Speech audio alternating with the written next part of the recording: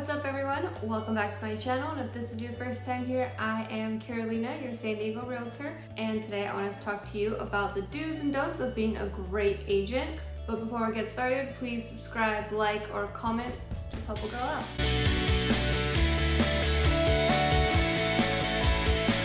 So just to start off, I wanted to go over the 4 biggest do's and don'ts of being an agent. Specifically on the do side, let's go with do listen.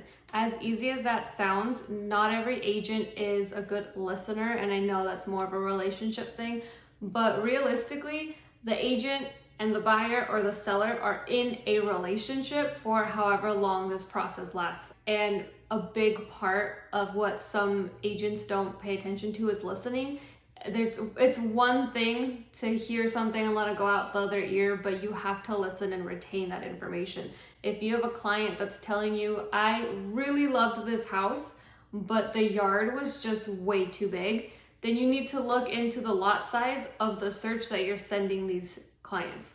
Listen to what they're saying, not just what they need. Listen to what they ask when you go to a house. I had a client ask me if this house was close to Petco Park. They're from out of town. They're out of state actually, and they wanted to see a home that was on the very northeast point of San Diego County, and Petco's down in downtown San Diego.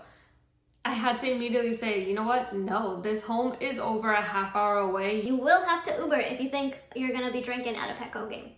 So you have to listen to that, because after they asked me that, I started gearing their search far more closer to the downtown side of San Diego, into La Mesa, into El Cajon, areas where you're a lot closer to what they do on a daily basis. With listening, the second biggest thing is to offer guidance and freedom. One huge thing with my clients when they ask me, so what do I think as an agent that we should be offering on the home, is I will give you a general range. Like, let's say the home is listed at $350 and it's a competitive market still. We already know there's a couple offers on the table. My advice, my guidance will be a range. Okay, you wanna, at $350, let's offer $360 to $375.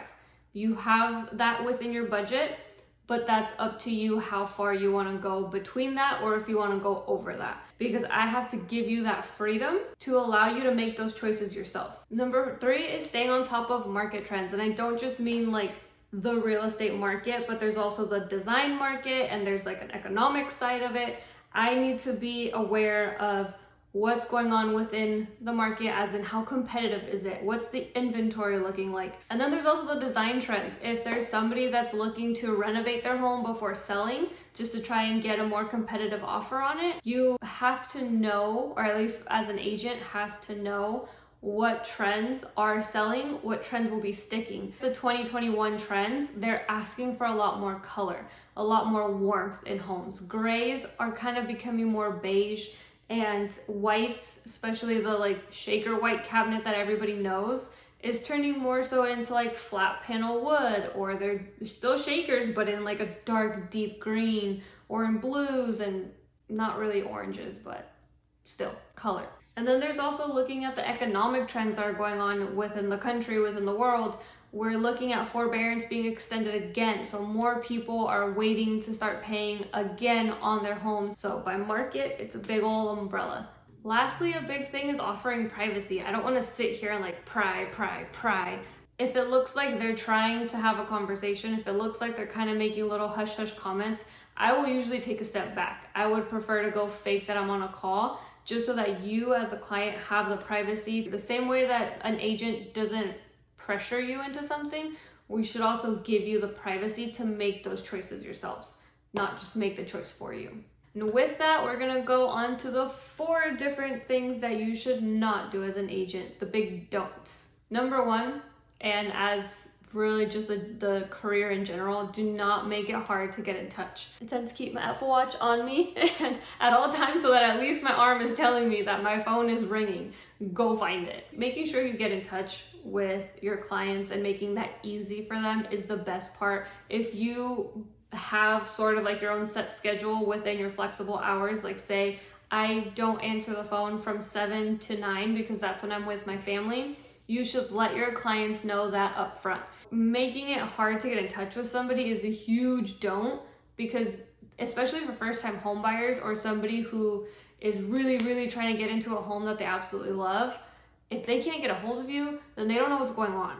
So that's a huge don't when it comes to being an agent. Number 2 is pressuring you. Like I said back with the offering guidance and freedom, pressuring somebody to put in their max offer, literally tapping them out of everything they've saved, is a huge don't.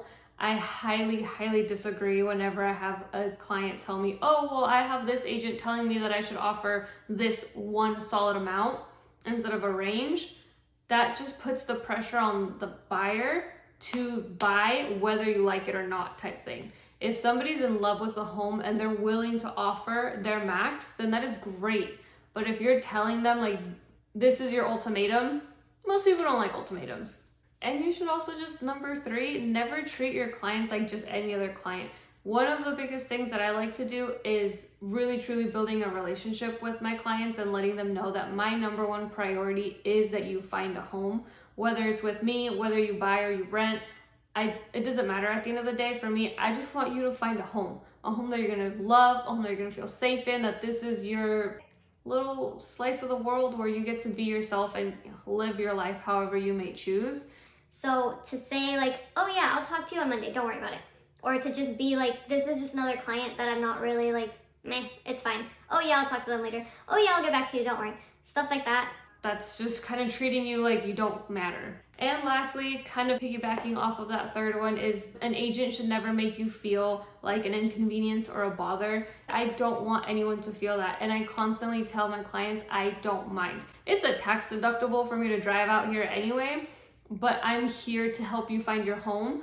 And those are the 4 do's and don'ts on being a great agent. The biggest do's are to listen, to offer guidance and freedom, to stay on top of market trends, and to offer privacy. Big don'ts are, do not make it hard to get in touch. If your agent is pressuring you, I highly recommend talking to somebody else. Thirdly, don't treat a client like they're just another client. Don't treat them like, number 4, like they're an inconvenience or a bother.